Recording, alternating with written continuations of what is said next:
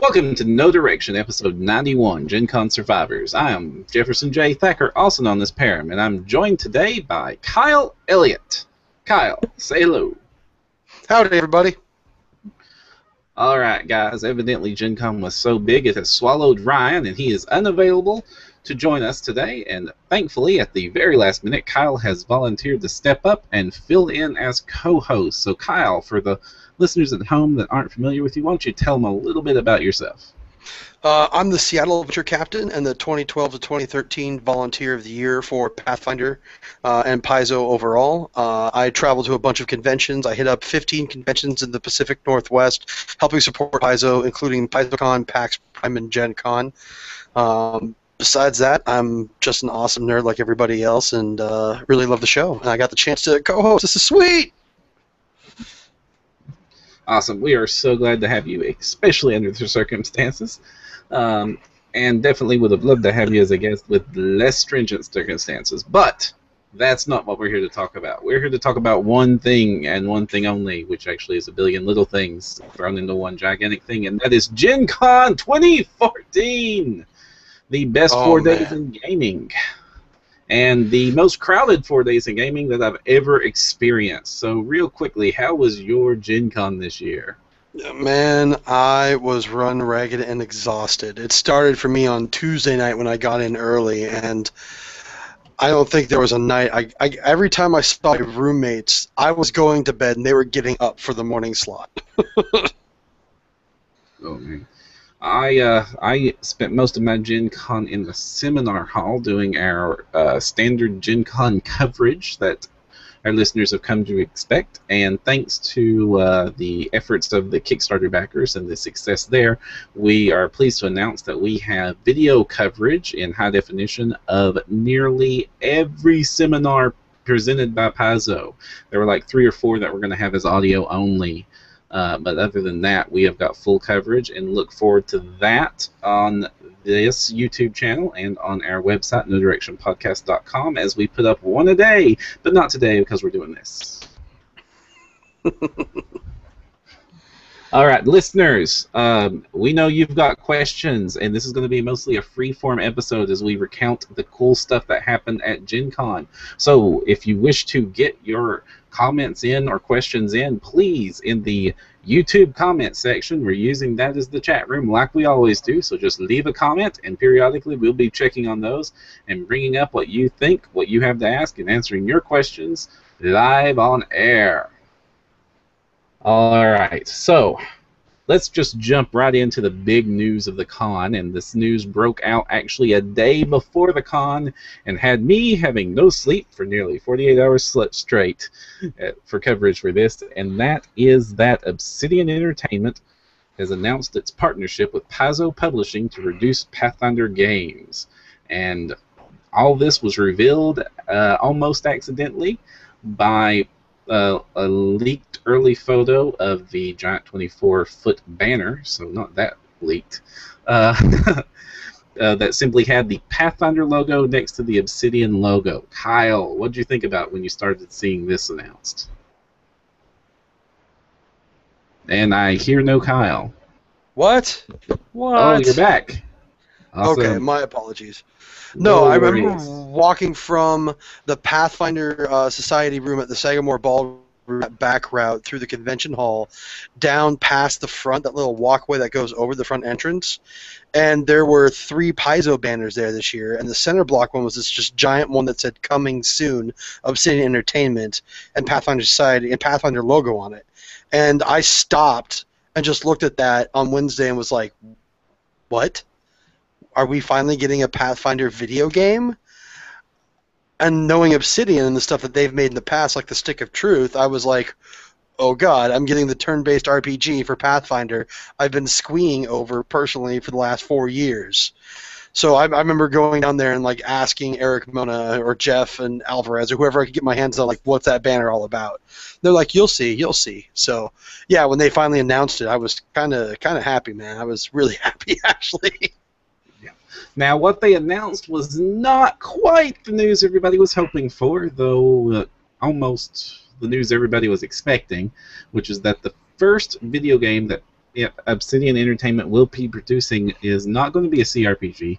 It is going to be a video game adaptation of the Pathfinder adventure card game, which, as you might remember from last year and everywhere on the internet, has been one of their breakout successes with massive sales and a lot of very, very positive reviews. So the fact that a digital version of that was coming was, well, expected and glad to see. Now, I got to play around with it because they were demoing it at the convention, and I know that you got to play around with it too. So why don't you tell us a little bit about what you saw with the game itself in the flesh? Well, so I sat down with the team, and mind you, they had a booth set up corner to the Paizo area, right where they were demoing all the card games in the front of the hall. So they were very visually apparent with their own Obsidian Entertainment logos and everything. And when I sat down to play with them, first off, it was on an iPad. So that's really awesome that it was mobile, because that's going to save me a lot of time for trying to find another great mobile game to play when it comes out for all the travel I have to do. But second was the thing that I liked the most about it was it highlighted solo play, and it highlighted how someone could teach themselves how to play the game with that.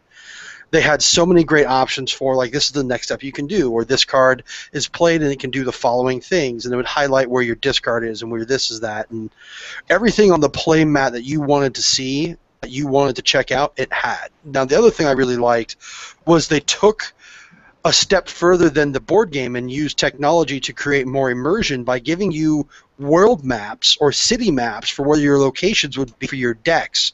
And instead of making it just another deck you click on to go to that spot, you actually bring up your world map and say, well, I want to go over to the cathedral in Sandpoint instead of the forest in Sandpoint. And you're looking at the Sandpoint map itself from Rise of the Rune Lords to click on your next location, which, awesome. You know, that's exactly what I want to see technology do for my games. Yeah, and I was really impressed when I saw that. At first I was like, oh, well, yeah, this is kind of neat, but I can already see how it's done. Because I've played Hearthstone, I've played Ascension, I've played many of these other digital version of card games, and this was a bit different take. This is what you can do when you've got a AAA developer making your card game, where you saw that map, but even on all the still screens, they weren't still screens. Like, even on the city map, you had, like, the boats were coming into the harbor and going out of the harbor. And then when you clicked on one of the location would be animated. You'd see, like, the boat swaying, or the bridge had, like, a plank moving off, and birds and frogs and dust and stuff was going around. And one of the other things I really liked about it was that they showed off that because the card game is supposed to go through the story of the Rise of the Rune Lords, but when you play it, that only becomes obvious when you actually know the story of Rise of the Rune Lords. Now, to be fair, most Pathfinder fans do, but for those of them that won't, especially being exposed to a larger audience, the game actually has key cutscenes that happen while you're playing it, to explain the story, and those cutscenes will change based on which character decks you bring in. I got to see them do the intro with Sione bantering back and forth with Mauricio when he showed it off to me, and that was just like added a nice little step that I really appreciated, because it showed that this is going to also highlight the world and the story and the flavor of Pathfinder, not just be a pure emulation of the card game.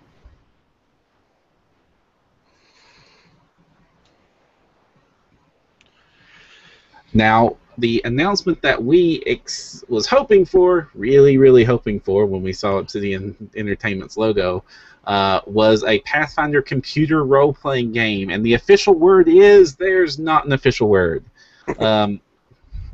Well, they have been very coy about it. One of the earliest things was Lisa Stevens saying to a forum post, I don't want a card game, I'd like an RPG, and another guy saying that he'd like an RPG, he'd like the card game, he doesn't need another RPG, and Lisa Stevens says, well, why not both, on the Paizo forums. Then a little later, when pressed about it, Obsidian Entertainment says, well, let's just put it this way, the game we're not going to be making is Pathfinder of Tanks. And then finally, on the Paizo boards, Lisa Stevens opens up and says, yes, there's going to be a CRPG, but we have nothing to say on it. And Obsidian Entertainment answering with, there will be announcements, quote unquote, soon. So, yeah, there's going to be an RPG. We know nothing about it. and their official word is check back later. And for those of you, yeah. Now, for those of you unfamiliar with Obsidian, what are some of the other games they have made that they might be more familiar with? The big one that I know they just came out with was the Stick of Truth for South Park.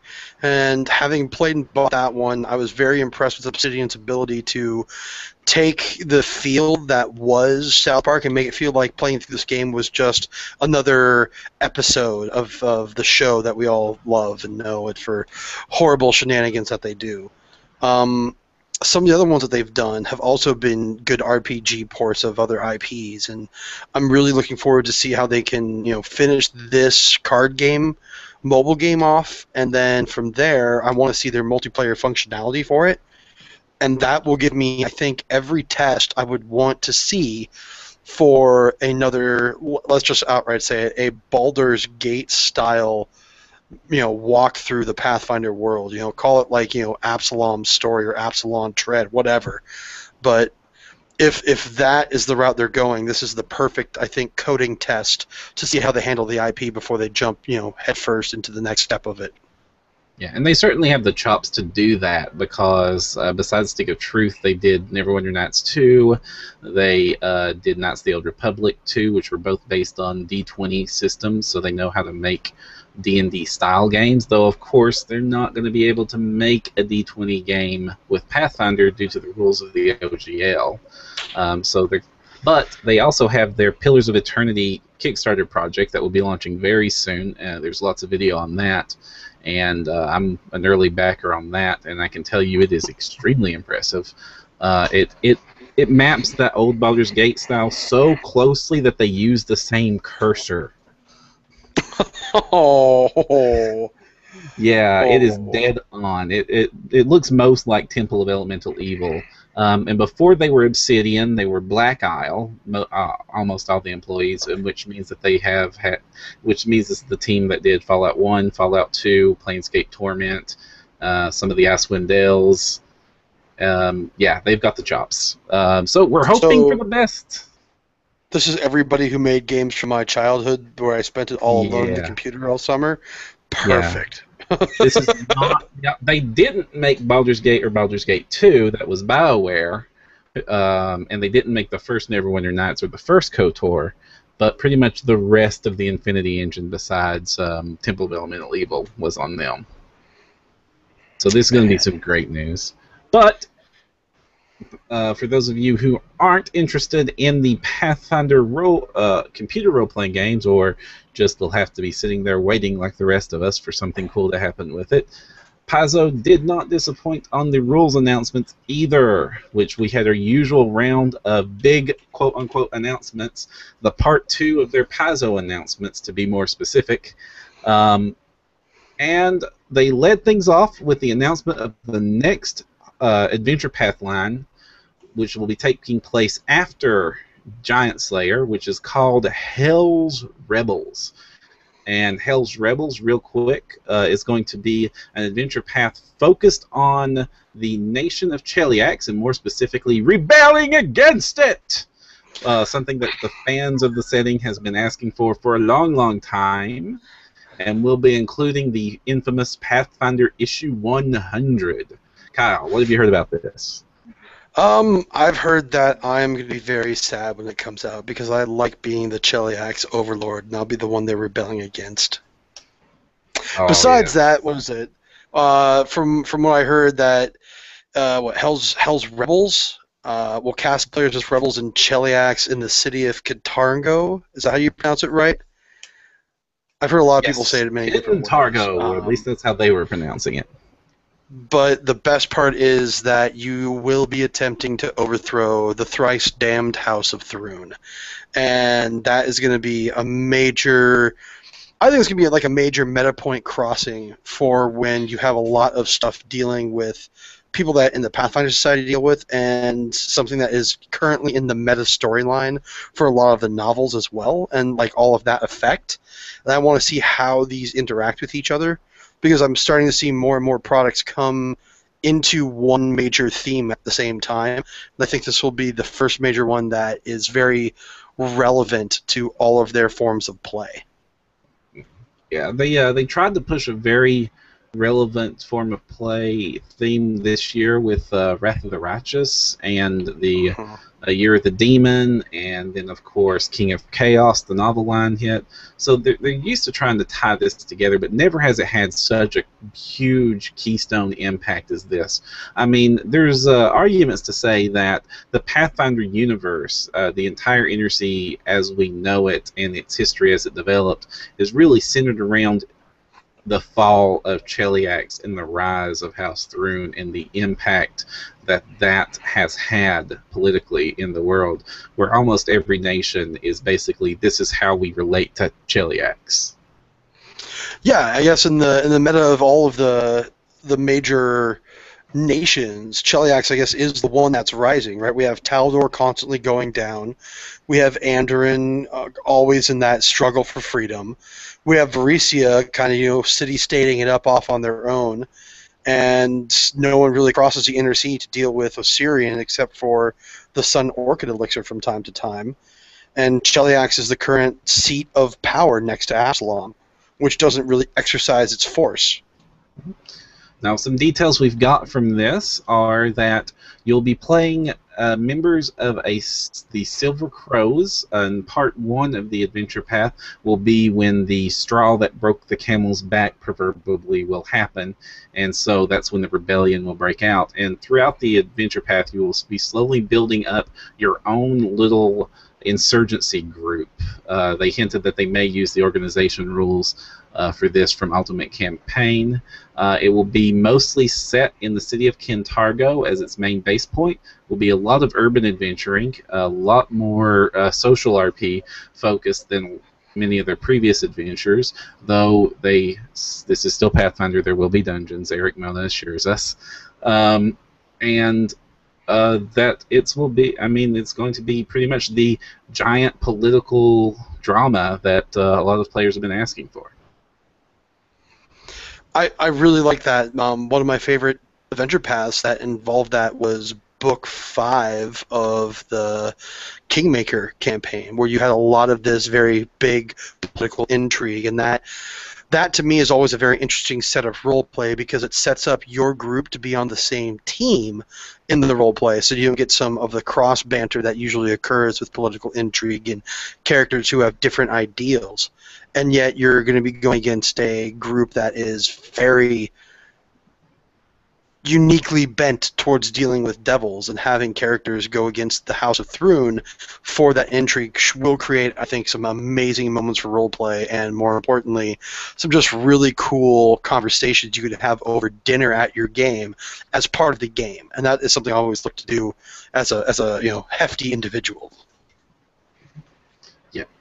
Now, the other major part of this to look forward to, besides the cool political nonsense and the House Thrune Rebellion, is the fact that this will be issue 100. And to celebrate issue 100, it is going to be 36 pages longer than a standard Pathfinder Adventure Path volume, which will include a write-up of Aroden the God by Eric Mona. The adventure path itself will be written by James Jacobs, who wrote the very first adventure path volume, Burnt Offerings, so many years ago. And it will also include a retrospective of each of the adventure paths that have come before it, and will include a new NPC write-up for use in those adventure paths. So if you want to just sort of have a trot down memory lane, get to sort of know what the theme and gist is of the previous adventure paths, or just want some cool NPCs, it's going to have that in it. And most importantly, it's going to be starting to reveal some quote-unquote big secrets about Aroden, though it's still really doubtful if they'll tell us how he died. Man. Now, we've got some comments from chat. Both Matt Harris and Dustin Wayne has asked us what our favorite announcements of the con is. We're going to have to hold that question because we need to make them, get to them in the news. But I have to think, we'll come back to you guys. I have no idea how to pronounce this name. Crooksy has said that Vic has also said in the forums that there is an RPG coming, which is further confirmation that, yes, the obvious will be happening, because why would you partner with Obsidian if you're not going to make an RPG? And finally, Falcon Lars says that if there is no tanks, then we obviously aren't getting Rasputin Must Die. Agreed on all points, guys. Agreed on all points. Keep the comments coming, guys. We need some questions to help fill this up, because we do not have Ryan's sexy banter to keep us going. It's true. I'm doing my best. All right. Next up on the announcement line, they announced that the next hardcover rulebook will be Occult Adventures, which at first was like, huh? Well, that's weird. But then they also said that this is going to be the book with the psychic stuff in it. And more importantly, that it will not be the expanded psionics handbook for Pathfinder, because Dreamscard has done that, and they've done it incredibly well, and they're not really interested in that because nobody at Paizo really likes the expanded psionics handbook. So, Kyle, thoughts on this big announcement? This is how I bring more Cthulhu stories to my players. Yes, that's exactly how you use this announcement. I'm really looking forward to having. I hope they put an element of sanity in there that's an optional rule or a system or a concept. And we've lost to how I can use that to interact with players. Do I keep cutting out on the audio? Yeah, unfortunately, there for a little bit, but I think we got the gist of what you had to say. And I agree with you. I had not thought about that. I should have totally thought about that. But you can't have psychic stuff without also having insanity tying into things. And yeah, they also said that, yes, this is going to be very occult focused, sort of like very pulpy, very late 1900s-ish themes. This is going to be... one of the Obsidian guys helped give them a coin phrase that this is going to be less Professor X, more Penny Dreadful. So it's very going to be mysticism and pseudo-science-y and seance-y, and that pulpy feel, I think, would really fit in with Pathfinder a lot better than a traditional science fiction aspect of psionics would have fit the system. This is reminding me very much of an old BBC show where, you know, they were investigating as monks all the occult mysteries in a monastery all the time. And then that Sean Connery movie, The Knights of the Black Rose or Order of the Black Rose or something like that, where, you know, they're looking up all these wicked tombs that are comedies that they can't, you know, remember, and they're trying to poison each other and secret entrances here and there, and, you know, mystical things that turn out to be not so mystical. But it's that type of occult investigation that I really enjoy seeing, because it's a different form of putting clues together that isn't just combat, get the treasure, read a note from the bad guy, go to the next place, you know? And occult investigations, I think, are something that are better used in a fantasy setting than a sci-fi setting. Only because in the fantasy setting we have all this great magic and mystery and gods already. And, you know, the story of dead gods and things like that are better explored through these settings than with technology that can just give everything. You know, when you have intuition being part of the expedition, I always like that more. Yes. To back that up, they said that the book, when I asked them, they said that the book will include some talk about how this isn't going to be entirely accurate all the time, that there are going to be frauds and fakers and coincidences, but that the PCs that take levels in the 6 new psionic classes, they're not the fakers. And 6 new psionic classes? Yep, that was the kicker there. They said there are going to be 6 new base classes that deal with psychic magic. They're not going to call it psionics. They're not going to use the word psionics in the book at all. And they will not be based on anything in the psionics handbook, as we've already covered. We know the names of 3 of them. but details on 2 of them. The first is going to be the kineticist, and this is not going to be a caster at all, but somebody that can just manipulate raw psychic forces and use abilities based on that.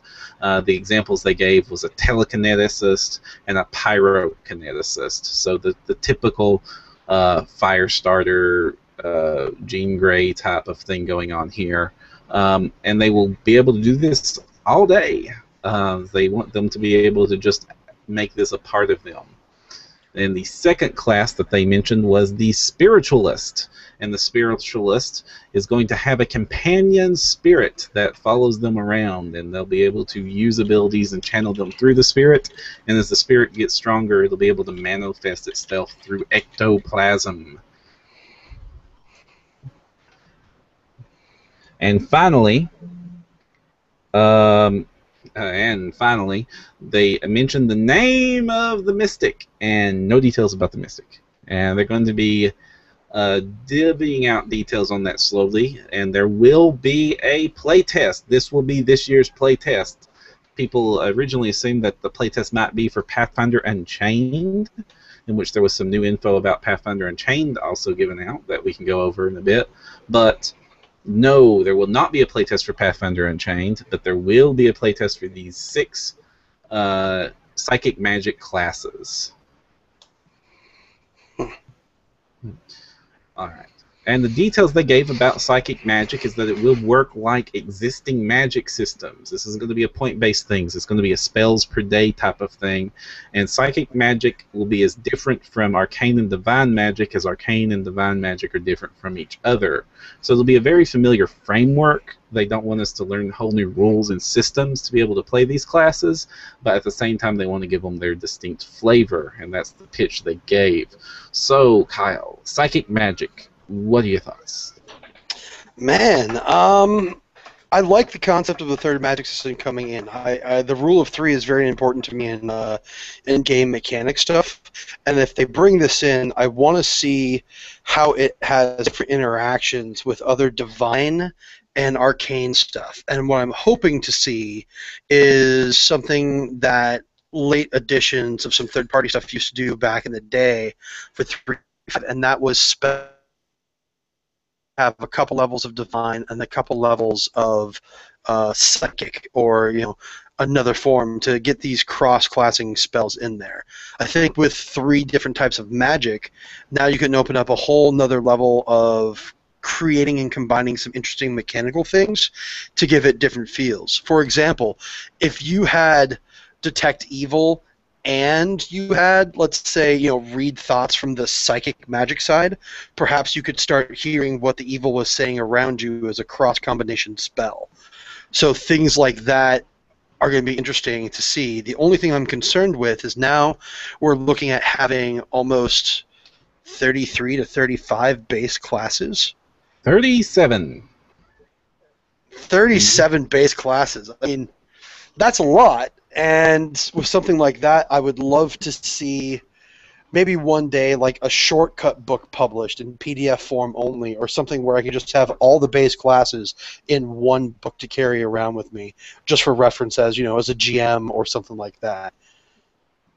I agree that would be a very cool thing to put together, but since all of this is going to be on the PRD, that can be actually something that we could put together, or a fan could put together too. Aha!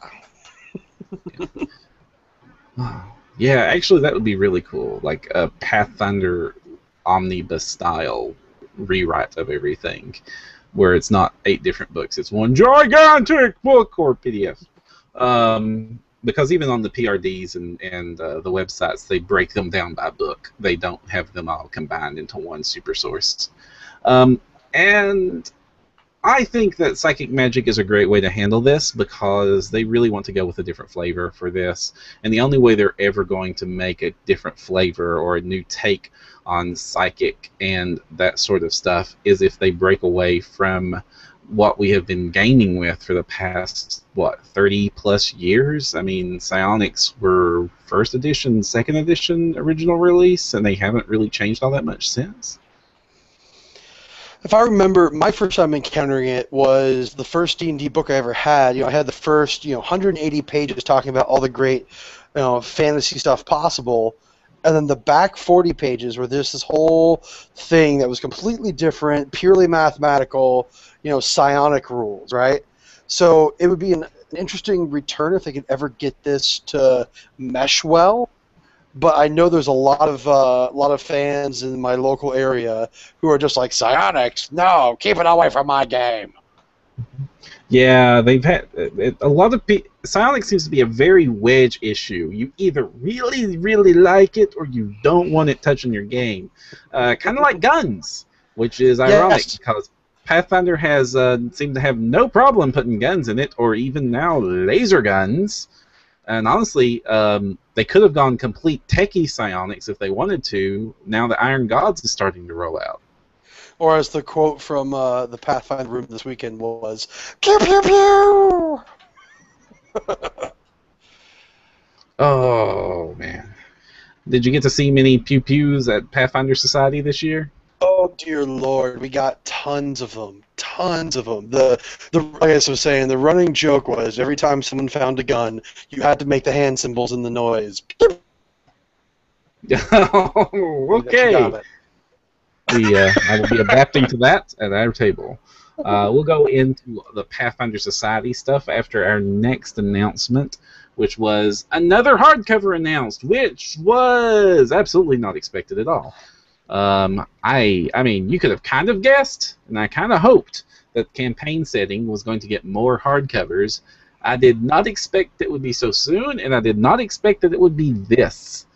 They're going to be doing the Races of Golarion as a new hardcover for the campaign setting line that will go through all the races in Pathfinder and how they relate to Golarion. So contrasting that from the Ultimate Race Guide, which was listing all the cool races that are possible in the game and rules to build their own, this is going to be specifically to tie it into Pathfinder. So I'm expecting this to be a lot of updates to like the Gnomes of Golarion, Humans of Golarion, Dwarves of Golarion line. And some of those books do need some updating because Elves of Golarion is 3.5 rules to tell you how far that's gone back, and they've been out of print forever. But I sure as heck did not expect that the next race hardcover would be this. Well, I'm really looking forward to part of this book here so that I see this as being able to give homebrew GMs a lot more information about a society world for writing their own adventures and allowing them to dig deep into certain races that we haven't seen a lot of fluff on. Like, I know we know a lot about the elves in the northern part of the world, but not so much any elves that exist in Muwangi or some of the races further south there, like the dwarves in the southern mountains that guard the pass to the next map down, so to say. So I want to see more of these areas that have these races that aren't as highlighted as the main adventuring sections. Some place where I can really dig deep in some of the backgrounds and either help it for writing a character or helping for writing more adventure.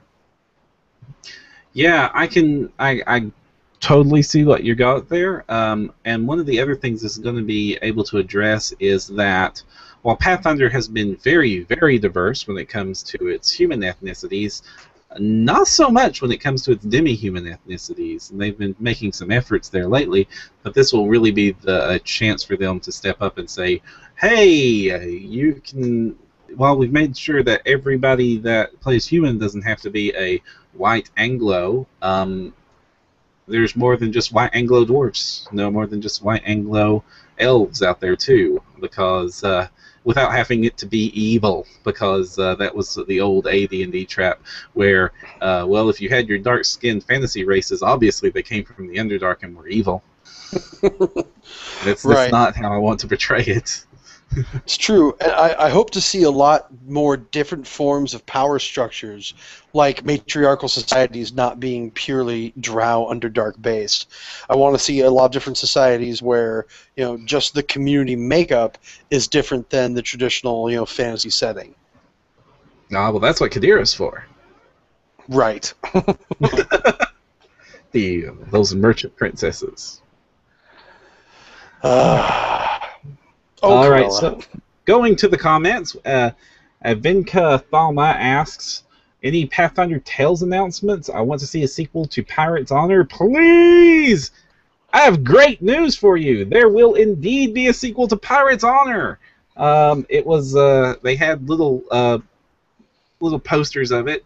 It's actually going to be coming out very, very, very soon. And the next few months, it's going to be one of the Pathfinder Tales line. I do not have the title of it ready because I did not think to put that in our show notes.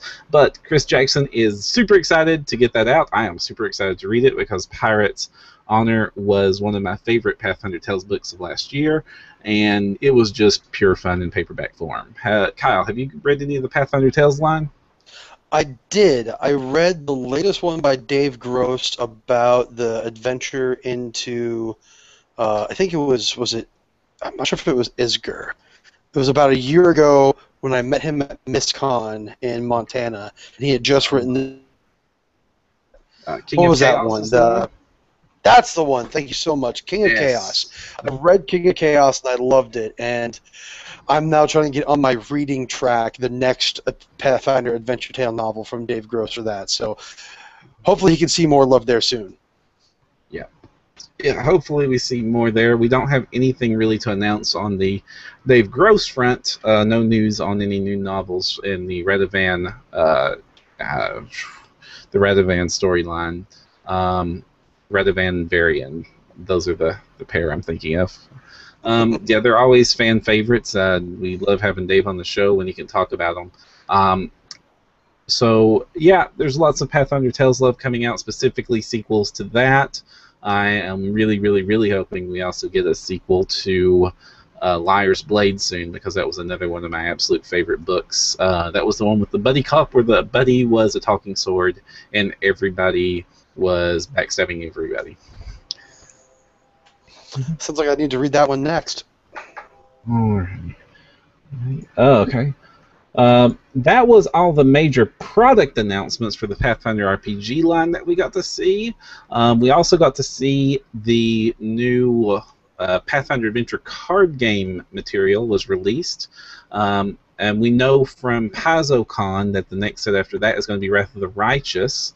But we haven't really heard much news there, other than this was the start of the Adventure Card Guild, which is the organized play program for the adventure card game, structured similarly to the Pathfinder Society organized play program.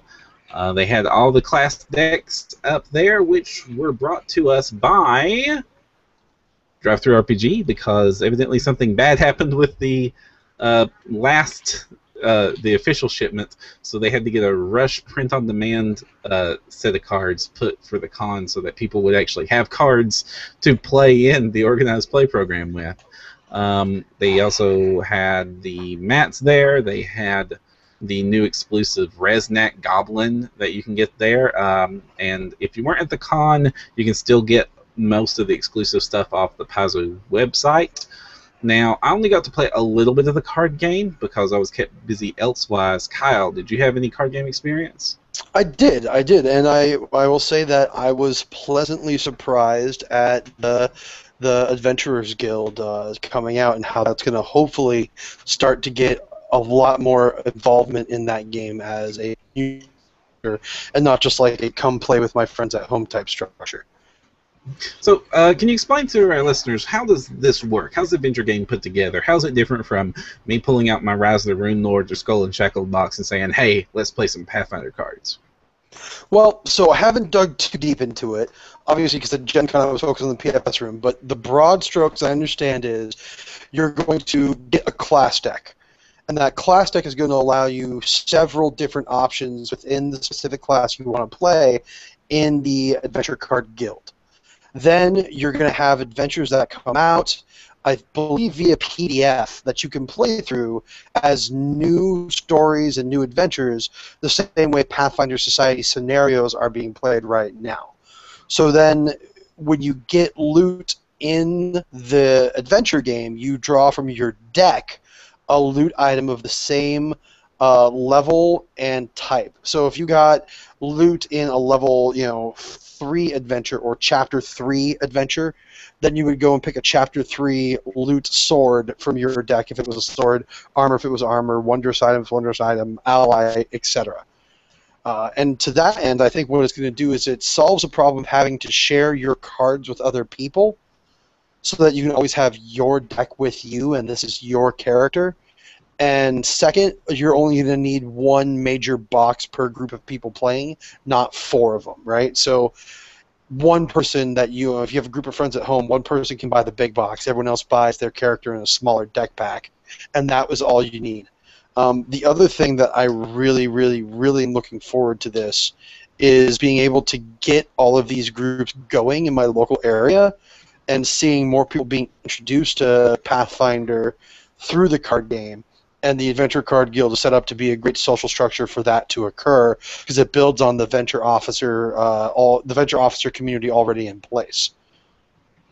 I believe there is going to be, for every venture captain and every venture lieutenant, I think are getting copies of the card game soon to help promote it across the nation. So give it a try, guys, because Paizo's really, really, really digging deep to make sure that everyone has the chance to see how this one goes.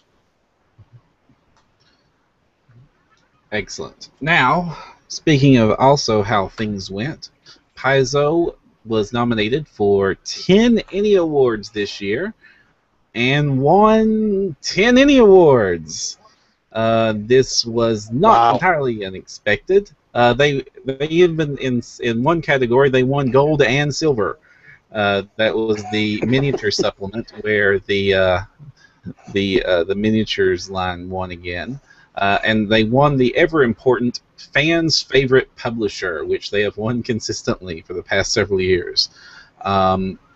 Way to go, them! And they celebrated this by, like they often do, interrupting the Friday night special, coming up and announcing it. Huge cheers all around. This is becoming a standard affair for us, to the point that we were waiting for it.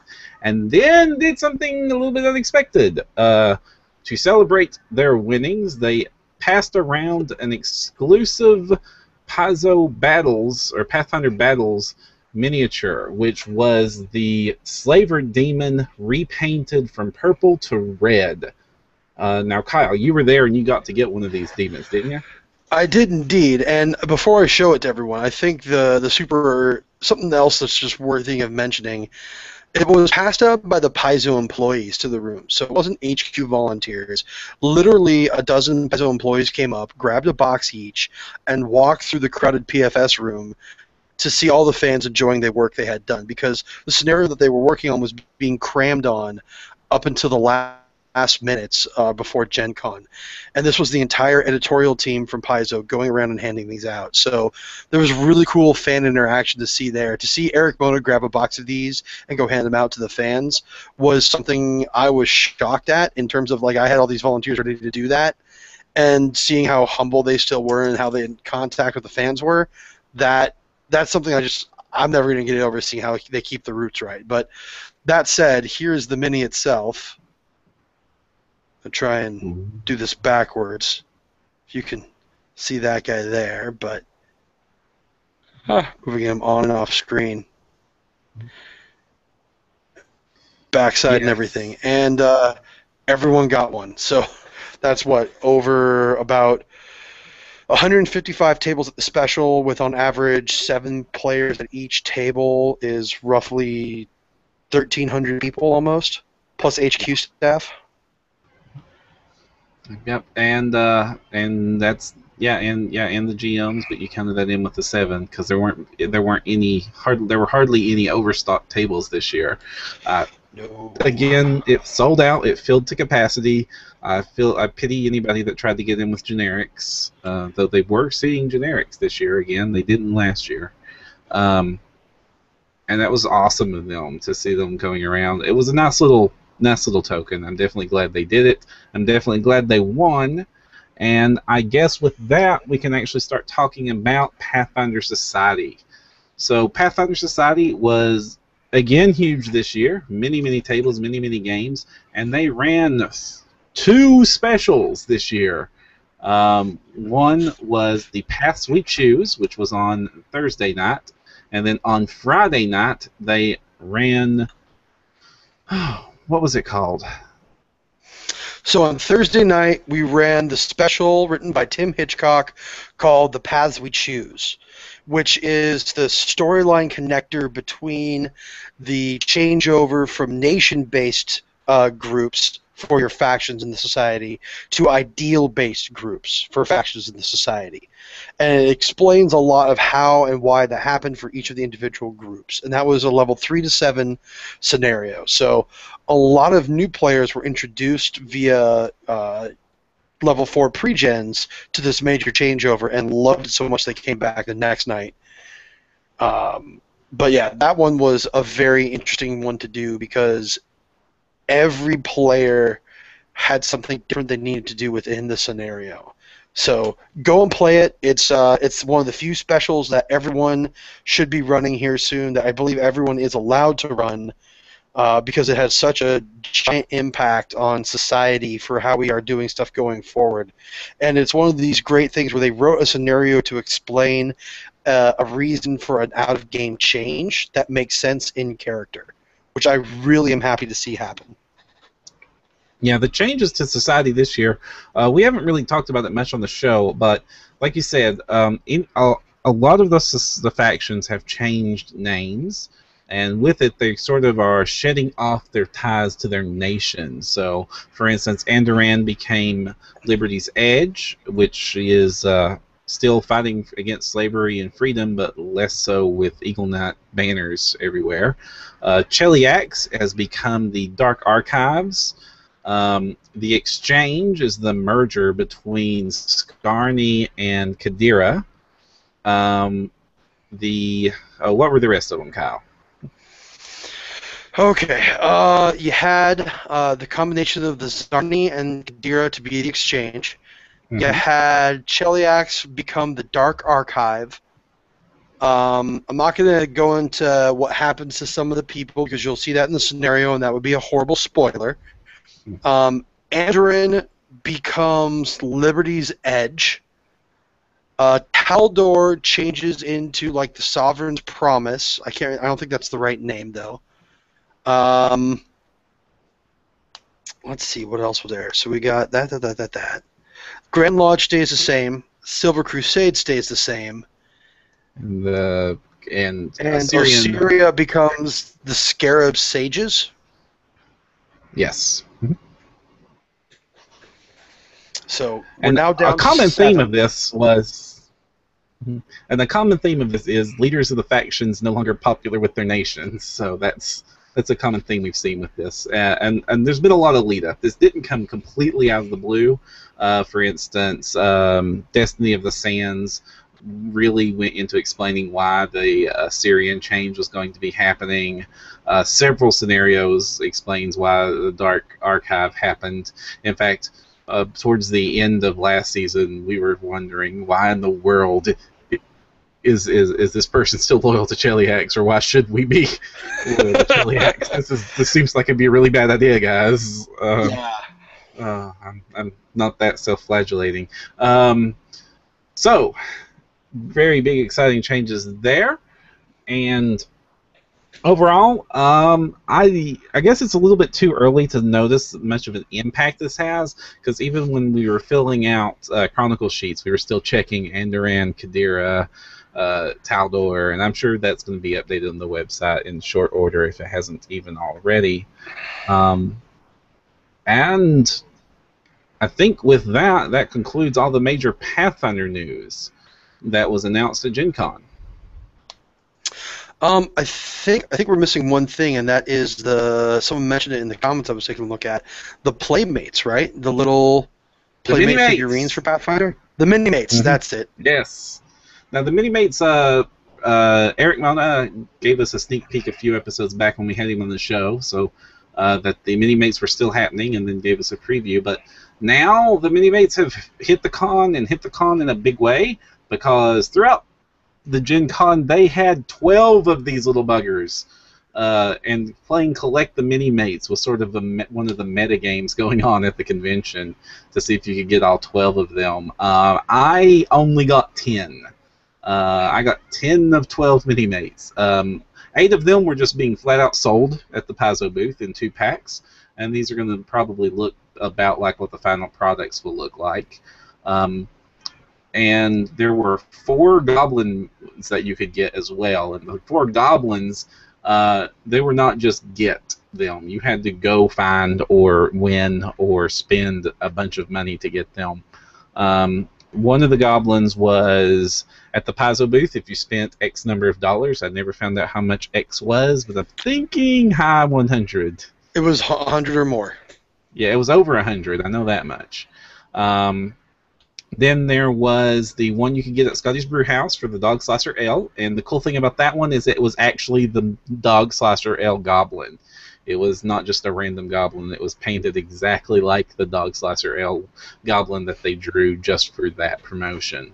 The other really cool one was the Munchkin Goblin, which was painted all cartoony to blend in with the Pathfinder Munchkin card game that Steve Jackson Games puts out.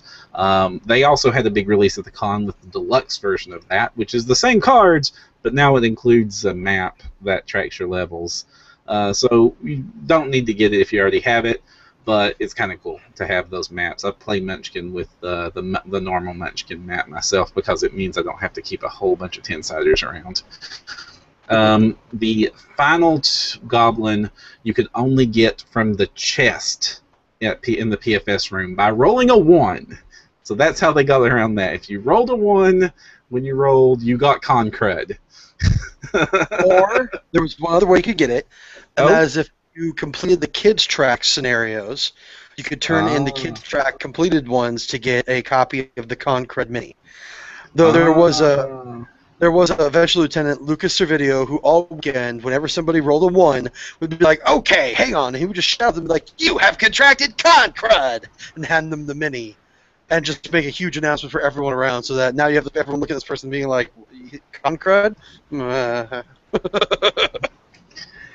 And like all the Paizo Con and Gen Con exclusives, if you missed the con or missed any of these things, you're going to get a second chance at bat. They've saved back a small selection of these that are going to be up on the website. So that's how I'm going to get the 2 I missed personally. And if you didn't see them there, the one thing about the Mini-Mates though is that most of them had in my opinion, had very loose ties to Pathfinder, if any. Yeah, we had Ostog the Unslain, which was cool to have an Ostog because we don't have enough Ostogs, evidently.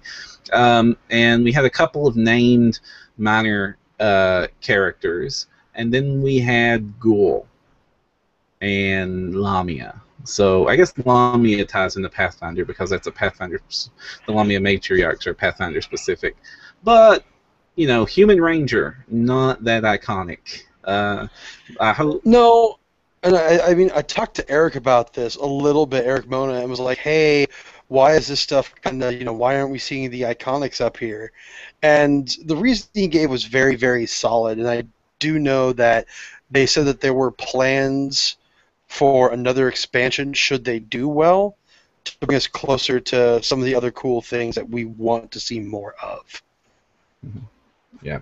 Now we do know that none of these are the actual official batch that's going to come out, and the official batch has Mauricio, Valros, Harsk, and a Goblin. That's the 4-pack that we know is coming out. That's going to be actually the real release of these. So it's kind of funny that the promos outnumber the actual release 3-1.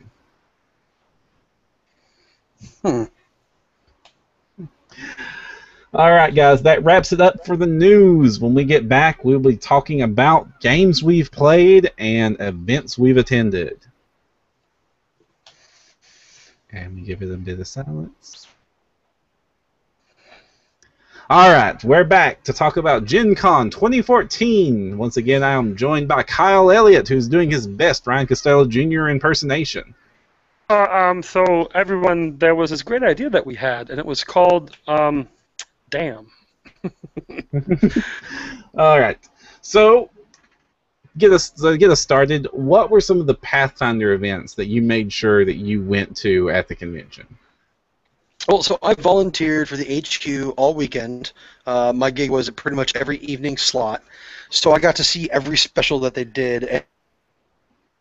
Well, I didn't get the chance to play in many of them. The few things I went to check out was I wanted to go down to the main hall, and I did a demo of the card game with Obsidian Entertainment, which is the new program they're making for iPads and mobiles. I also did a demo of the new Skull and Shackle release. And I did a demo of the Adventure Card Guild scenarios as well. And those were the big Pathfinder ones that I did. Are we talking about the other cool ones there, or are we just sticking to the Pathfinder ones for now? For now, let's just stick to cool Pathfinder. We'll get to the next parts later. I played in the special myself of the Friday night special, Legacy of the Stone Lords, and it was awesome. And I can't go into how awesome it is because there's still a chance to play it, kind of. Adventure captains can run it. This is one of those convention specials, so it requires a large number of participants. But as usual this year, it had huge production support. Sirenscapes was there giving us audio like they were last year, which was fun. A giant map on the screen was interactive and displaying us as we delved into this dungeon and discovered new areas and explored.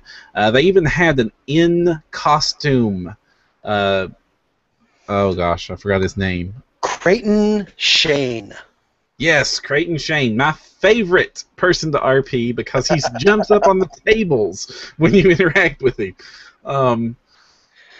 So they had a Creighton Shane walking around the convention because he was the leader of things. So they had I don't know who was in that costume, but it was a convincing Creighton Shane. And of course, we talked about how they interrupted it for the Ennies, and I don't want to spoil it too much for you guys, but dudes, go and get at it. It's worth noting that this was also run at PaizoCon, but they stopped at the twist area. So there's a huge twist in it where you think it's over, and then nope. Some more awesome stuff happens, and they somehow managed to keep that secret between PaizoCon and, well, Gen Con. It's worth getting into. It was an amazing experience as usual. It really sort of sent home that whole there's 1,000 Pathfinders doing things at once feel, and it avoided pitfalls of previous ones. We weren't competing with each other. We weren't fighting over things. It was actually very cooperative. And it really played up a lot of the aspects of being a Pathfinder. I got to play in a level 1 table because I often get stuck playing at level 1 tables when I go to these things because I GM constantly. I don't get to actual play often. But it was a level 1 table filled with level 1 veterans. Like, these guys knew Pathfinder, had high-level characters, and knew what we were doing. So, I mean, as soon as it was an amazing experience because when you have a group that actually knows Pathfinder, knows the society inside and out, in these level 1, 2 bracket, we just decimated it. It was just it was unmerciful. Like, the combats were over in a split second, and then immediately it was like, that sort of looks weird. Get a rubbing of that. Make sure you record that. What's the name of that book? Who's the saying this NPC? Somebody put that down on the note. Okay, we need to sketch of this puzzle. Make sure we get the sketch exactly right. Put the grid down. And then just blasting through the encounters, and it was just everything was we must document this for science! Commando librarians, is that what you're telling me? Yes, Commando librarians. And it was fun. And I got to play an ACG class for the first time. Well, not ACG class. I played an ACG character. I played I made a new wizard through 3 levels of GM credit on him to get him to level 2, so 3 credits of GM credit to get him to level 2. But I used the Arcanist version of the wizard so that I got to play with the Arcanist toolbox, and specifically went quick study. And that broke Pathfinder Society. I spent pretty much all my gold on making my spellbook maxed out, and it was fun being able to just go, what? We have this really obscure thing. I have just the spell for that now. Like, just Give anytime me a few anything minutes happens, to rewrite it into my my memory. one full round action, pop, ready to go. And that Wow. makes, like, especially became, and then Shocking Grass became like a godsend spell. Oh, but it was fun. You were HQing it. You didn't actually get to play, did you? No, but what I did get to see was Mike Shell watching all of this go on behind the first table at the HQ desk and just smiling in glee at the machinations he was unveiling bit by bit, slowly by slowly. So, and he was sitting there, and it was great because towards the very end, there's this one twist, and he's telling, I believe it was his girlfriend, she's asking him the whole night, well, what's the twist? What's the twist? What's the twist? What's the twist? He's like, oh, you'll see. You'll see. And the entire crowd, when that happened, like, there was just this wave of energy of everyone being like, what do you mean we just blank? Yeah, So, careful there. It was just, yeah, when it... I'm being very just careful. had the whole room in shock. I mean, everybody just went silent. It was like, what? And then the sheet came out. And we can't go into too much details on it, but expertly done. This is definitely one of the bigger story-based specials that PFS has ever had written for them. Some of the other ones were more about mechanics, and there was some kind of story stuff, and interesting fights. This one really had a lot more story to it, and was more interesting to see that be put forward instead of the numerical puzzles. Yes. All right. Now, you said you were working as an HQ. So what's it like being HQ? I go and find a fire, throw my face on top of it, and smother it until the fire stops breathing and my face melts off. Okay, I see you still have a face, so... Yes. Go into put out every fire. What does that mean? What's a fire? So HQ volunteers are responsible for doing a myriad amount of things. Mostly, it's whatever something needs to get done. Then we're directed by Bob Wadkent, Todd Morgan, or John Carey, who are the 3 HQ leads this year, who did an amazing job. But the main job of most of the staff was either to man one of the 3 tables, being the prize table, the information table, or the reporting table where we were collecting tickets and reporting scenarios. And then the other side of that was GM support and mustering. So a typical HQ volunteer would muster a slot at the beginning of it, starting 15 minutes before the slot, which means we would have 1,500 people trying to cram us to get them seated at their tables. We would then get everyone seated, go back and hand out the tokens for the prize table and collect tickets for Gen Con counting. Then we would go and hand out water to all the GMs so they didn't have to take a break from their table. And then we would do another round of water an hour or two into the slot to make sure that GMs all had enough water to go. And then on top of that, it was a lot of waiting and answering questions and just getting ready for the next slot. So hurry up and wait became a common theme. But I will say that this year the HQ team was amazing. GMs all had their table assignments from day one of the convention, so you knew where you're going to be. Everyone, generic tickets were seated no later than 15 minutes after the slot started was our slowest time. So at the worst, if you waited with a generic ticket, you were not waiting a half hour into the slot, only 15 minutes in. But we got everyone seated within a half hour every slot, which is huge when you look at the size of the tables we have, 160 tables. Yeah, I remember in previous Gen Cons, some unfortunate events, sometimes it was 45 minutes, an hour into a slot before we actually started rolling dice. Yeah. The other thing is I got the final number counts as well. Would you like to hear those? Oh, what's numbers? Yes, numbers. All right, so total tables ran at Gen Con this year was 1,476. Total seated players was 8,736. Of those, we sat just over 500 for the kids track. That's a lot of kids total playing quest tables, which was like the intro scenario stuff for. Yeah, sorry. Yeah, there was a lot there, and those GMs who are running the kids track stuff have to have just huge amounts of energy for these short little demos and keep the attention of kids ages 7 to 13, so that we have them interested and not just a waste of their time sitting there. The next major number is the quest tables, which was like the new intro to Pathfinder for people who've been playing other stuff but not Pathfinder's. 11 tables. Total seated quest players was about 842, and here's the more telling number for the weekend. Total new PFS numbers issued, 1,758. That's a lot of new Pathfinders. Okay. Now... Yes. Yeah. Okay, so tons of new Pathfinders. PFS was super successful. Everything was full to capacity, and something we didn't mention that was also full to capacity in the news section was the Paizo booth. You knew something was up when they had to put out the new line starts. One more note, Perram. Yo. One more note on Pathfinder Society is on Saturday night there was a special as well. So there was technically 3 specials this year. Bone Keep.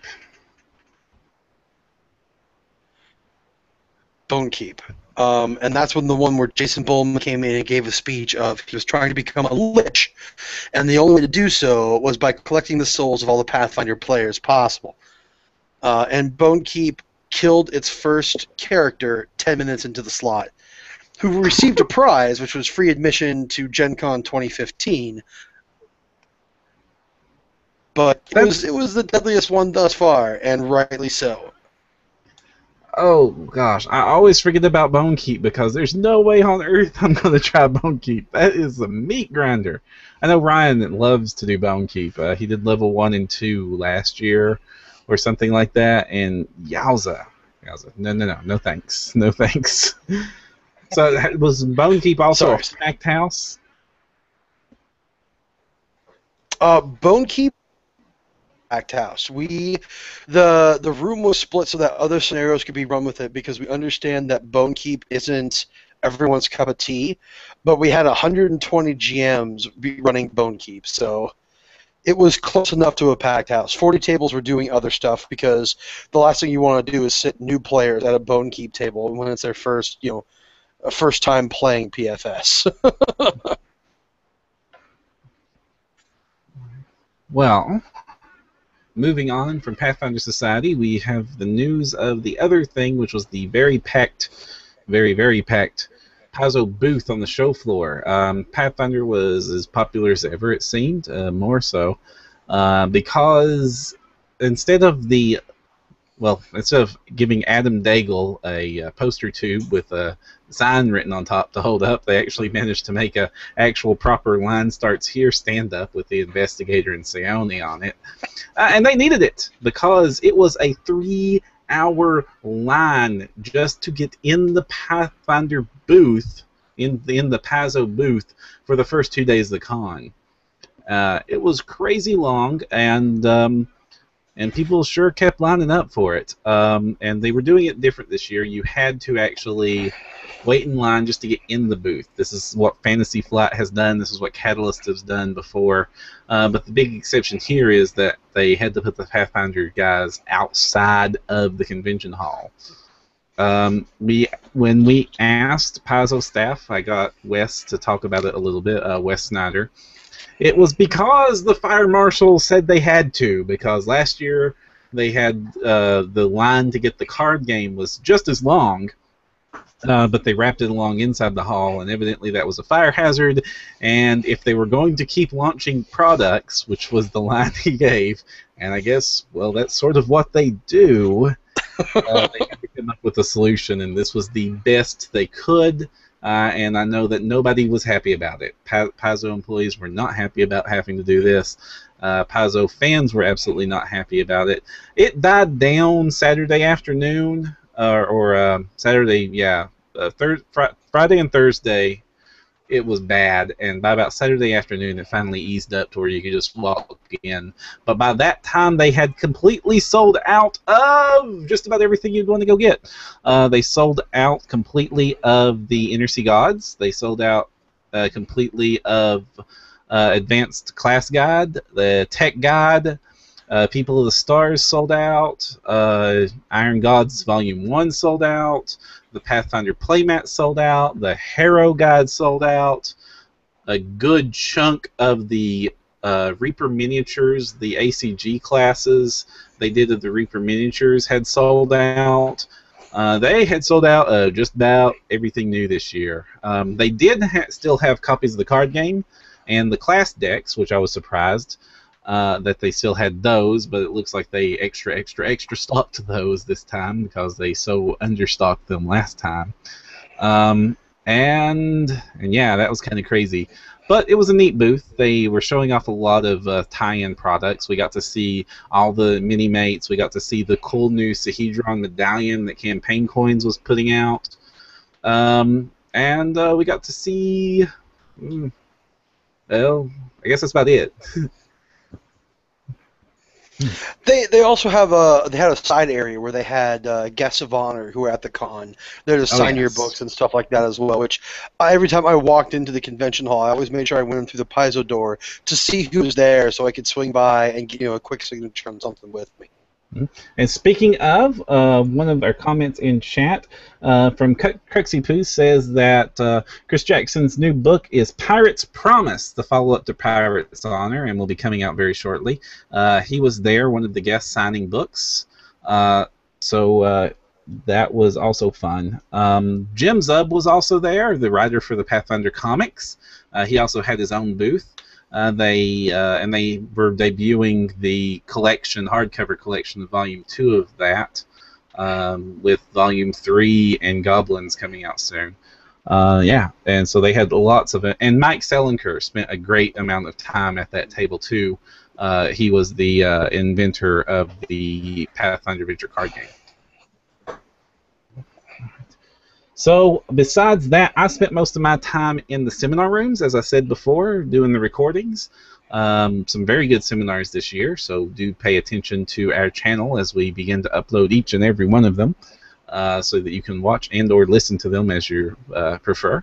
And that about does it for the Pathfinder-related things that I got to do this year. Any other Pathfinder-related things you got to do this year? The only really big one that I got to do outside of the normal was... so I had the venture officer meeting. Is always a fun thing to go to as a venture captain. You get to see all the great other venture officers from everywhere else. But I did get to play an after-con game of 6-02 written by Crystal Frazier, which is the Silver Air Collection. And that deals with the Technic League and goes into a lot of major...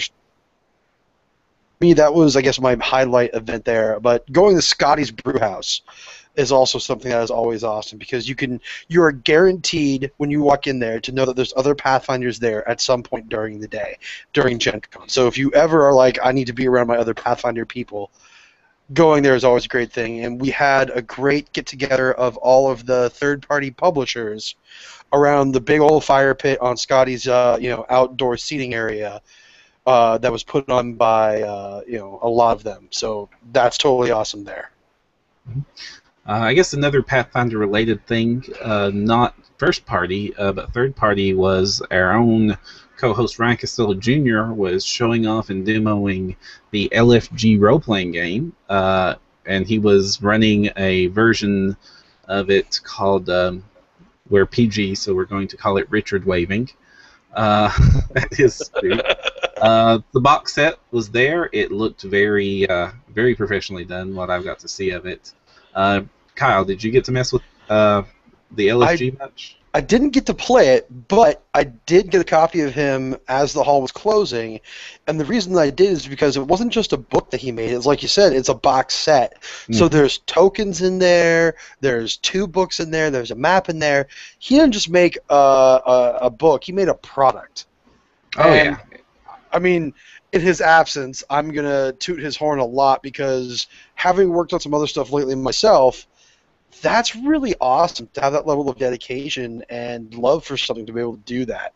And for them to debut it there, debuting a product at Gen Con in a booth, that's a milestone in any publisher's life. And I just got to say grats to Ryan for being able to get there and to do that. So if you haven't got a chance, I got my signed copy. Go get yours. Get it from them. What's the webpage? From Blind Ferret Studios. Yeah. Yeah, from Blind Ferret. It was impressive. The more he kept talking about this, I kept thinking, oh, it's a book, it's a book, it's a book. And then you see the box, and it's like, oh, this is a box. And this just isn't a box. This is a really nicely put together box. Yeah. And I like how he also has like an achievement system in it that plays into the game. And he was handing out achievements for various things, like getting peasants on fire and stuff. So Ryan will be able to give us a lot more details about this when he returns to the show for the next episode, so we'll hit him up with it there. But I did want to give a mention to that because that's where Ryan was pretty much the whole convention. He was slaved to that Game Master table, but I know that he was having a blast. I know that I would love to be in his shoes with a product like that with my name on it, especially a product that well put together. And it was evidently popular because he always had a table full of people ready to demo that. And that wraps it up for the Paizo and Pathfinder themed things we went to. So what about non-Pathfinder stuff or events you went to? What caught your eye other than Pathfinder stuff at the con this year? Well, so one of the first things I wanted to go and check out was Golem Arcana from Harebrained Studios. I got that big Kickstarter that was just over $500,000. They had their demo stuff there, and that's the miniature game where you use a stylus to check on the miniature and a mobile device like an iPad to figure out what their abilities and moves are by clicking on them and then the enemy, or on them and where you want them to move to. So that was very interesting to see that birthing of technology and miniature tabletop gaming. Another one I checked out that I really was looking forward to was Star Wars Armada, which is kind of like the bigger game for Star Wars X-Wing, where you get to have all big ships and the crazy stuff happen there. And that was interesting as all get up to me. Let's see, what are the other ones I did?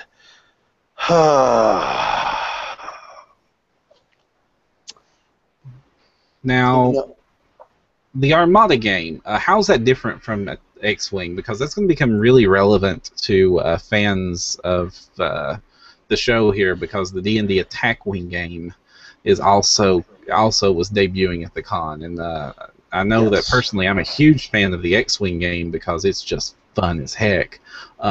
So how is Armada different from that? I don't play the X-Wing game. Oh, okay. Did you play the Attack Wing game? I did play the Attack Wing game. It's exactly like that.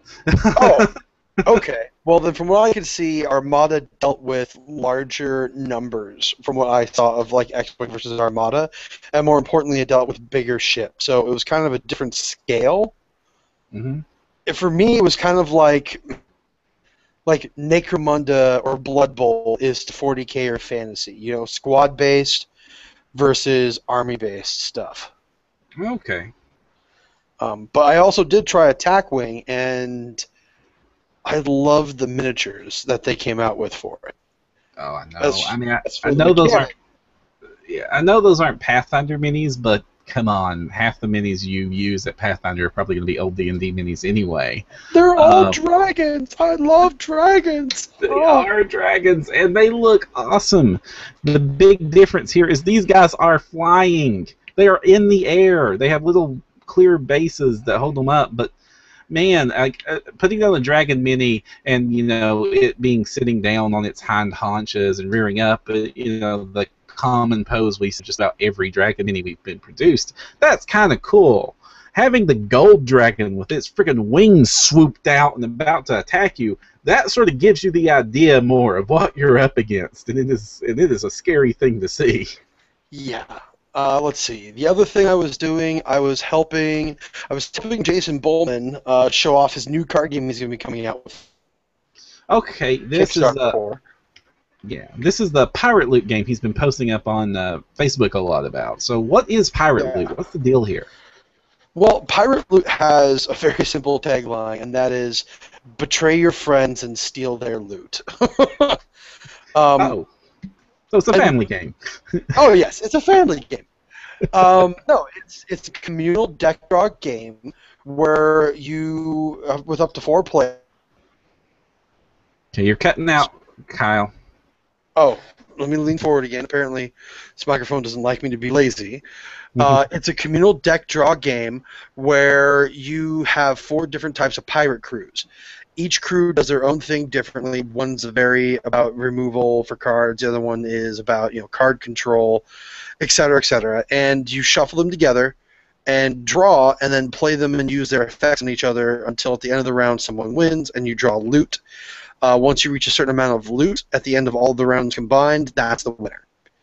So I'd call it a very quick, fast-paced party game that you can actually have a lot of interesting mechanics and duels with. It's very neat for 2 players or 3 players and even 4. And as some of the stretch goals hit, there might even be up to 5 and 6 player expansions for it, along with different ways to play the game. Okay, that sounds like a fun thing. Now, he's kickstarting that, right? Yeah, the Kickstarter launches tomorrow at 10 a.m. Pacific, and it's going to end on Talk Like a Pirate Day, which is September 19th. Okay, nice choice of launching there. Okay, definitely. The only other thing to mention that's really awesome is that Jason has Scott Kurtz jumping in of PvP Online, and Dylan McCones, and she is an Eisner Award nominee for some of the graphic novels that she's worked on. So it's a pretty awesome team that they got put together, and this is Jason doing this under Minotaur Games. So it's one of their first major releases from that company in a long time, and I really think that this is going to have some good funding behind it. And I really want to see people jump in there because the core pledge is only $20. Mm-hmm. Oh, well, it does definitely sound like fun and something worth getting into. So I'll definitely be checking that out as he launches it. Beyond that, one of the things, another card game that came out at the con that surprised me to death, and I got super excited to get to see and play again, was the relaunch of the Versus card game. Were you a Versus fan back in the day? I was. I really enjoyed that game when it first came out almost a decade ago. Yeah. I mean, it was, for those of you that don't know, the Versus card game was Upper Deck's take at doing a collectible card game, Magic the Gathering style, for superheroes. So it had DC and Marvel in it. And it was a very fun game in that it focused on the escalation, where things would start small, and it was all about the fights, the round-around rumble of the superheroes beating the crap out of each other. And then the fights would just escalate into craziness, just like any good comic storyline arc did. Very well put together, terminated, in my opinion, well before its prime, back when the reason given was when Upper Deck canceled everything they did except Yu-Gi-Oh!, saying that the only thing they were going to focus on was Yu-Gi-Oh! And that's when they killed Versus, even though it was still profitable and putting out numbers and hitting the sales charts. So it's back, but not as a CCG. They're launching it as an LCG, a living card game, which surprises me for 2 reasons. One, that they're going to do it, and actually I support this because, especially with a game like Versus, you don't want to be going back for 10 years of out-of-print cards to make must-get decks for a game like that. And Versus very much did become about, well, there were these set cards that you pretty much had to have in every deck. I mean, you had to have a full set of Savage Beatdowns in every single deck you played, because why wouldn't you? And at $30 a copy of Savage Beatdown, that was getting very expensive for each deck. So they launched it with a beta set, and they're going to basically do it like the Fantasy Flight living card games, where there will be packs coming out for it, but you will know exactly what you get. This is not going to be a random draw, blind draw packs. These are set cards. And the LCG format has been phenomenally successful, especially in my area lately. It is the preferred card game type. Right now in my region, every single Thursday night, Game of Thrones just takes over our gaming hall, and Netrunner is a good follow-up second place finisher there. But what surprised me is they're calling it a living card game, just flat out living card game, and I kind of thought Fantasy Flight had the trademark on that term. Well, we had there pretty soon, but in terms of how they should be marketing it and bringing it back out there, I think they did the right move. You know, I don't see too many CCGs coming out these days that are working out well. One of the things that I like about the living card game format is that I don't have to spend the same amount of money as I did for Magic the Gathering to get to that, competitive play level, and that allows me to have a lower barrier of entry into an IP that I enjoy so much. Yeah, and it's a win-win situation, really, for the gamer part of it, maybe not the collector part of it, where you get to build the decks and customize your factions and stuff like that, but you're not ending up chasing or hoping for getting a specific card. Now, it doesn't have that whole gambler's addict thing that a lot of the sealed pack stuff has. I mean, I was a huge addict of Magic the Gathering back in the day, and more importantly, the original Dungeons and Dragons miniature game for 3.5 era, where those little boxes of 8 minis. I would just every single day buy 1 or 2 packs just to be buying packs and see what comes in, because just opening random packs was fun. And that became a very specific habit. Oh, Mage Knight! Oh man, I loved Mage Knight back in the day, and still. Back in my day, we only collected Pogs.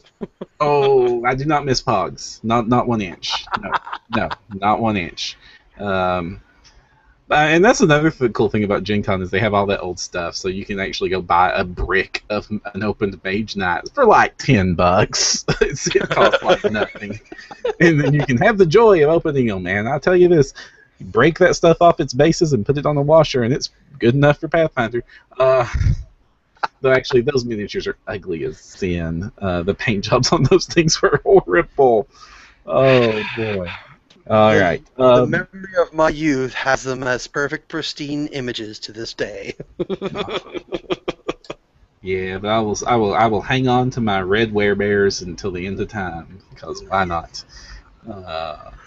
Now, besides that, I went to a cool seminar called Real Medieval Feasts, which was very fun. I didn't get to record this one, guys, because I didn't have permission to, but it was like learning how to cook actually in that style, and that not everything was really brown gruel and stuff like that, and dispelling the common myths of.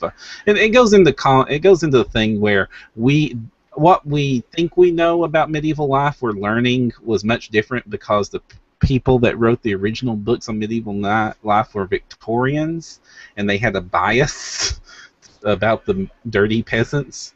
And so it sort of ties into the fact that no, medieval people did not bathe once a month. They bathed pretty regularly. And no, they didn't eat rotten meat and cover it up with spices, because that would be stupid, because spices cost the equivalent of $30 a can, and meat cost $1 a chicken.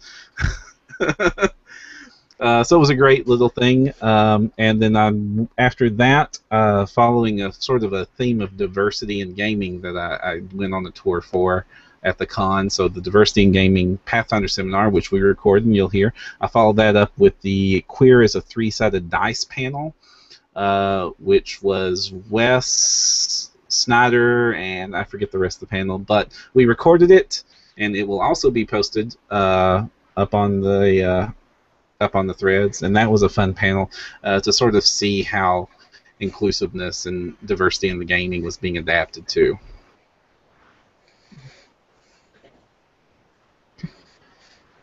All right, guys, that just about covers it for any events. And going back to the comments, Alexander Argunas reminds us, did we talk about the secret beautification update to the PRD?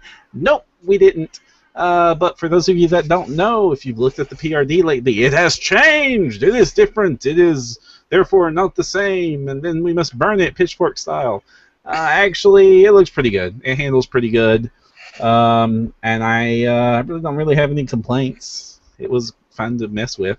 It's a little bit difficult to find the book, in my opinion, but I'm sure I just need to get used to it. Other than that, I don't see any other comic. Vin Kathama said she had hoped that they would have announced action figures for the Iconics, and I wish they had too, because I really want nice 7-inch McFarlane style, DC Direct style plastic statue action figures. I know Ryan and I have discussed this before, and he would much rather have G.I. Joe style action figures for the Iconics, and the best we get is Mini-Mates. The Mini-Mates are pretty cool, but I understand those aren't for everyone. Alright. Falcon Lars and Matt Harris both point out for our earlier statement that first edition had psionics and they were random rolled, kind of like you were talking about, so you didn't get to pick it, and it wasn't until second edition that the class psionic version that we're familiar with came about. Alright, I think that's all of the comments. I'm double checking again real quick. And Dustin Allen points out that only the Venture Captains are getting the card game, not Venture Lieutenants. How accurate is that, Kyle? From what I recollect, every Venture Captain will be getting 2 copies. Oh, and he can give it to... And one for whoever is their designated VL. Okay, so that's what he means. They can give a copy to the VL. Okay. So, then never mind. Excellent. Alright, guys, we will be right back in a minute to talk about our loot.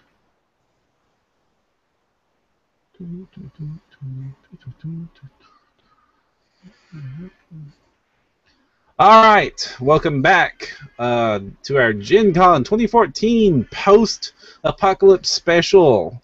I'm Jefferson J. Thacker, also known as Perram, and I'm joined again by Kyle Elliott, our special guest and body snatcher. Alright, Kyle, one of the things that happens at every single Gen Con is you go in with money and leave without it. What managed to tempt you? What managed to sway you and get you to empty your pockets at the con this year? So I finally found the copy at a reasonable price of an RPG that I've long waited to get. At one of the older booths, of just one of the store booths, I found a copy of the Dune RPG that was signed by the original creators for about $200. Oh, that's a reasonable price, huh? No. Yowza. Yeah, that's a reasonable price for an RPG book. But so okay, that's nostalgia for me. I got one of every copy of my Pathfinder stuff, so I have all my Pathfinder books there. And this is one of the few times I will break my rule and buy directly from Paizo. I support the FLGSs, so the only thing I get on subscription are a couple of things from Paizo, and all the other hardcovers I go and buy from my stores. Another one that really tempted me that I ended up getting, I didn't get there early enough, but I'm on the waiting list for it to be shipped to me, and I paid the money for it, was the XCOM board game from Fantasy Flight Games. Oh, yeah, I did get to see that. A lot of people at my FLGS are excited. Now, the XCOM board game, it was a little bit different than I expected. I expected it would be like a grid-based tactical game, but that's not the direction they went with it.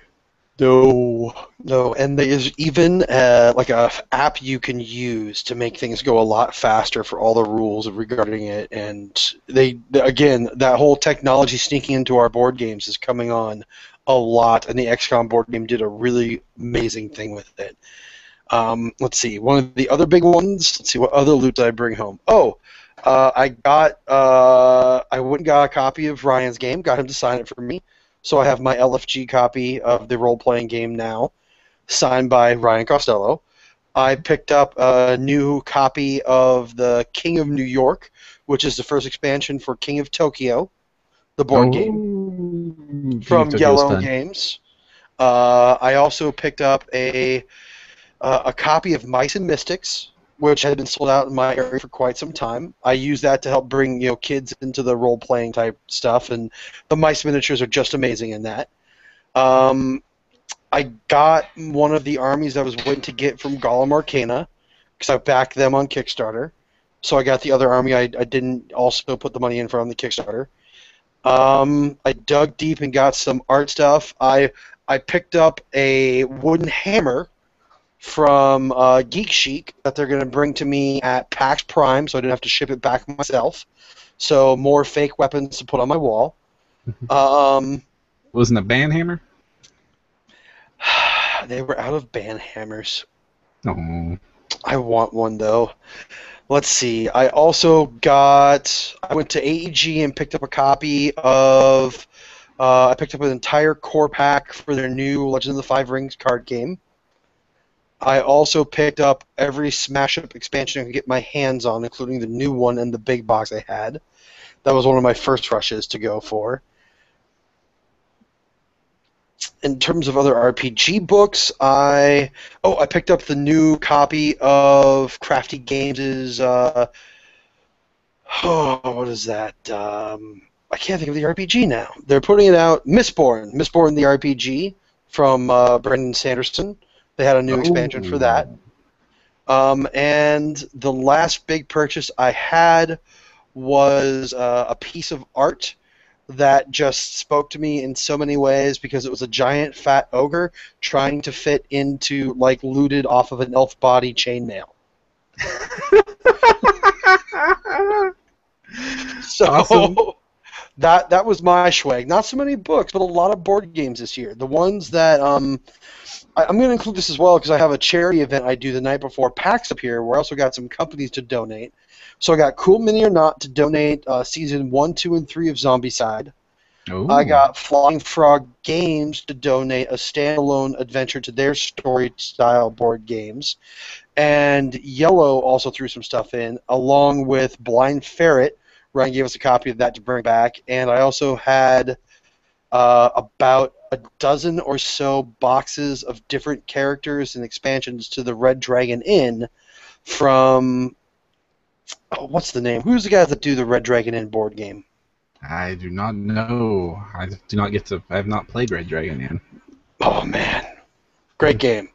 You lose when your drunk level and your hit points are the same. Oh.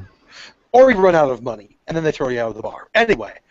So, yeah, I came back with a huge load, and the thing that I liked the best was on the last day, UPS set up a mini booth outside the hall to ship everything home for you. That's always handy. I drive, thankfully, so I just haul my stuff back. But I know that a lot of my friends fly into Gen Con, and flying with gigantic boxes of miniatures is frowned upon. Yes. Oh, and the last thing I got, I shipped home 4 bottles of St. Elmo's horseradish sauce, or cocktail sauce. And if you ever go to Gen Con, St. Elmo's cocktail sauce is a trial by pain that you must endure. Well, I started off by getting my Paizo pickup, as always, so every single thing for the Pathfinder RPG was picked up. Of course, the Advanced Class Guide, flipped it open and started salivating over it. We'll be definitely talking about that in our upcoming episode in our Read Magic section because, hardcover, big news, we must break into it. And I am exceedingly happy with everything I've read in it so far, so not disappointed at all. Of course, the technology guide, Inner Sea Gods #1 and People of the Stars, we will see how sci-fi meshes with Pathfinder very shortly. I picked up the Sahedron Medallion from Campaign Coins because that is awesome, and my players had survived Rise of the Rune Lords, and they are scared to death of Sahedron Medallions. They will not touch them with a 10-foot pole, no matter how many times I tell them that they give them awesome stuff when they put them on. That's going to be going up in the Tavern Game Room now that it is completing finishing touches. I will be broadcasting soon from the tavern. Awesome.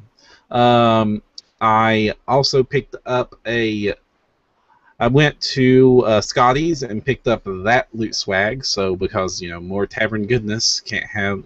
So I got the goblin mug that they had down there. As I said, I chased down 10 of the 12 mini mates, and I will hopefully be completing that soon. And I think that's it for the Pathfinder-y stuff I got. Besides that, I finally went to the Artisan Dice booth and paid way too much money for wooden dice because I've wanted wooden dice for years. But way too much money. I can buy gold dice for cheaper than those wooden dice. I'm not joking. Yeah, but do you like them as much? No, I don't. Like the gold dice. I have gold dice. I have copper and dice are pretty awesome. Yeah, they are. They're really awesome, and they come in a little wooden sleeve. And I've wanted wooden dice for years, and so I was kind of glad that somebody's producing them. I ended up getting some of those chibi-style miniatures that Impact Miniatures did because you can't ever have too much cuteness at the table from time to time. So I've got a chibi Gandalf-y looking one and a chibi halfling rogue looking one because the obvious listeners know of my obsession with halflings and collecting halfling art because there's just not enough of it out there. They draw less halflings than just about anything else. I think gnomes are the only thing they draw less of. Draw less halflings? Would you say they draw half as many halflings? Oh. There you go with that Ryan impersonation. T-shirts galore were purchased. Nothing worth mentioning. And something else we picked up that is Pathfinder relevant was the Dark Dungeons DVD. And I only picked that up once we made absolutely sure that not one dime of that was going to go to Jack Chick.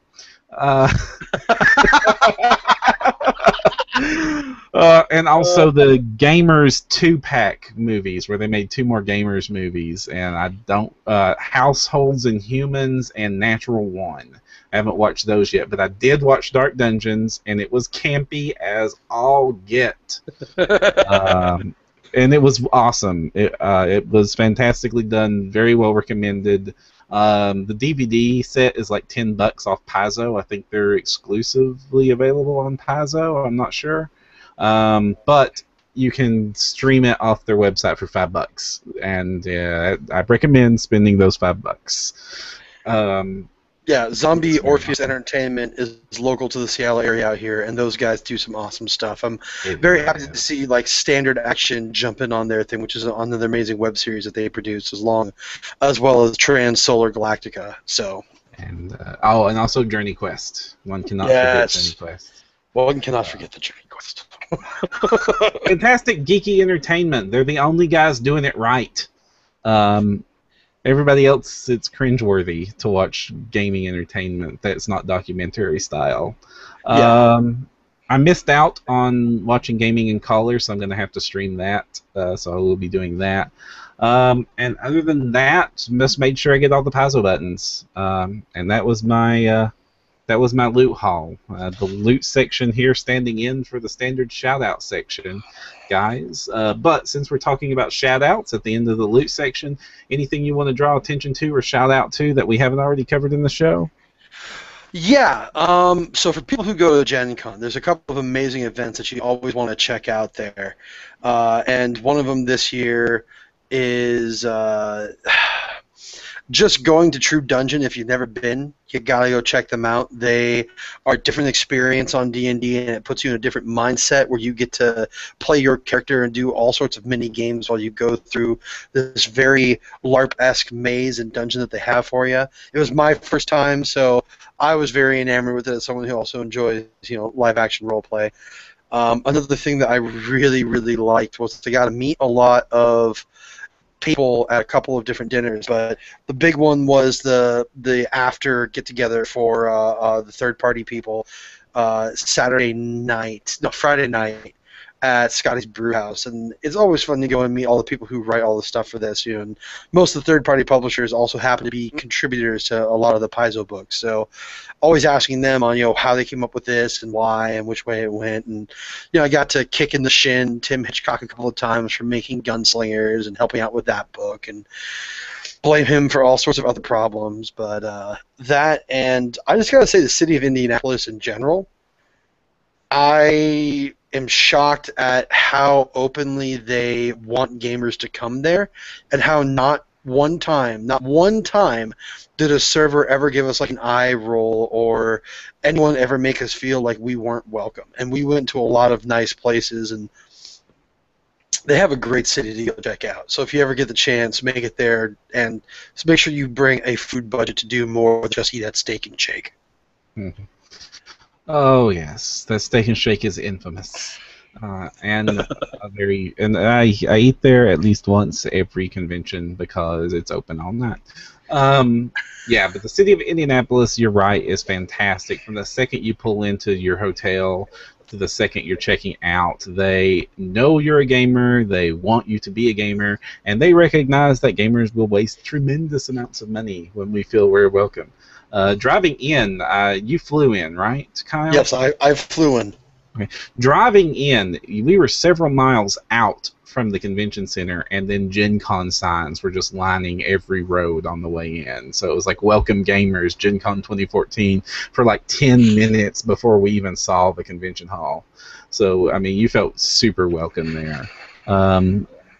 Yeah, so Indianapolis and the Gen Con Incorporated, fantastic job again as always, and we look forward to seeing you again next year. I also want to give a shout out to Sirenscape for their fantastic job helping out with the Society play this year, as well as their continued awesome product, because Sirenscape's product is crazy. Full disclosure, they're going to be doing a No Direction set of Sirenscape, which was awesome of them. And they also are doing they're still running through official Pathfinder sound sets for the Adventure Paths. They're currently working on the Rise the Rune Lord set, because Rise the Rune Lord doesn't have enough awesome support material, evidently. Seriously, if you're running Rise the Rune Lords, you have want of nothing. There is something out there for every possible aspect of that adventure. It's amazingly put together. And I also want to do a shout out for Lone Wolf, again, for an awesome job at the con. They were running a character creation booth at PFS again this year, so that new players and old players alike could sit down and get a character ready to play right then and there. They were also showing off Realmworks and talking about potential deals there, merging it with Pathfinder so they can get Pathfinder Adventure Paths and Adventures into Realmworks. We don't know the status of that yet, but both them and Paizo were talking about wanting to get that happening in the seminar, so you'll be able to hear that. We don't know how that's coming along.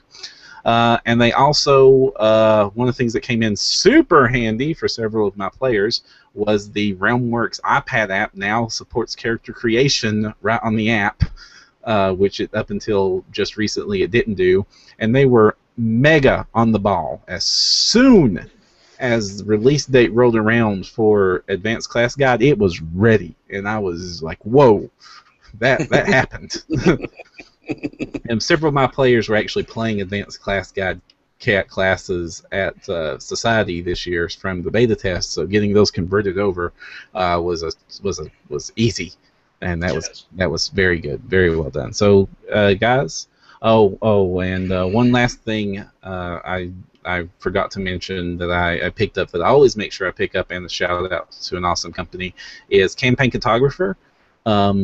One of my stops every year is to hit their booth and then to buy everything I don't already own yet for that product, because they, in my opinion, make the best mapping software for RPGs hands down. And they have their character artist software up, and I got a few of their new tile sets this year. It makes making maps that look amazing. Well, not easy. You got to learn it, but once you learn it, it's quick. So shout outs to you guys there. And again, shout out to all our loyal listeners, many of you who I met at the convention and shook hands with. It was amazing to see that people actually listen to this and care. And so I'm glad that you all do continue to listen to us every other week, and every week if you count all of our sister shows, and every day if you count all of our specials.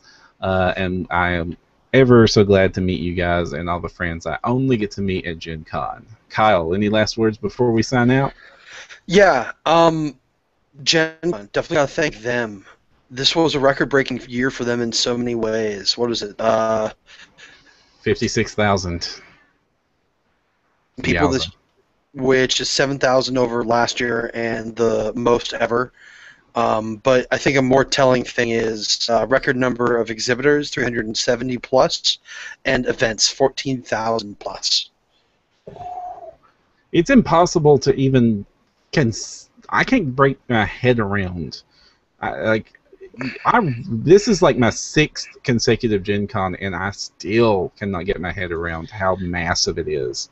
Yeah. Then they were talking on the local radio or local TV station about the possibility of getting more event space at Lucas Oil Stadium, about a block or two down. Or sorry, Lucas Oil, the train station, right? That's what it is? Or is it a stadium? I don't know. They already have the old train station from Central Station booked up constantly too. Yeah. So there's just a ton of events, and the last stat I'm going to leave everybody with is since 2009, has more than doubled. Wow. All right, guys. Thank you all for another excellent episode of No Direction. Thank you again, Kyle, for filling in super last minute. 15 minutes last minute, guys. And helping make sure this show goes on. We will see you again in 2 weeks, and I'll see you again tomorrow as the next video goes up. So until next time, if you want to find the path, you need no direction.